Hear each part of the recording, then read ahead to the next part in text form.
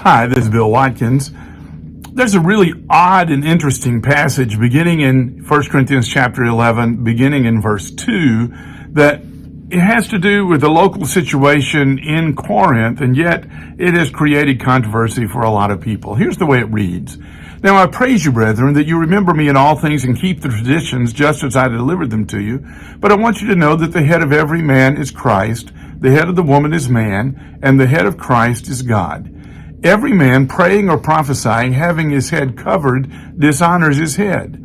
But every woman who prays or prophesies with her head uncovered dishonors her head, for that is one and the same thing as if her head were shaved. For if a woman is not covered, let her also be shorn. But if it's shameful for a woman to be shorn or shaved, let her be covered. For a man indeed ought not to cover his head, since it's the image and glory of God, but the woman is the glory of man. Now that is an odd passage to us, but I want you to know the context in Corinth particularly. Women who were reputable women, when they went out in public, wore a veil, a long veil. It went all the way down to their feet, and the only opening was for their eyes, for them to be able to see. It was a sign that they were a good moral woman.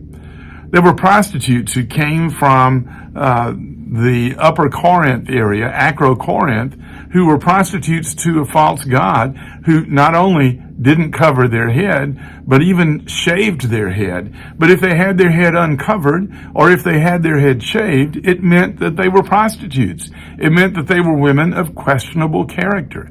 Don't dress in such a way that would show that you have questionable character.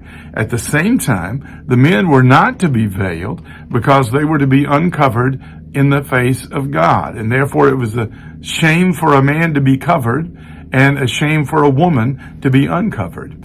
The principle that carries on to our time is, don't dress in such a way, men, that indicate that you are less than a man. And women, don't dress in such a way that would cause people to think you're not a good moral person. That's the principle behind it, and that's the principle by which we need to live today.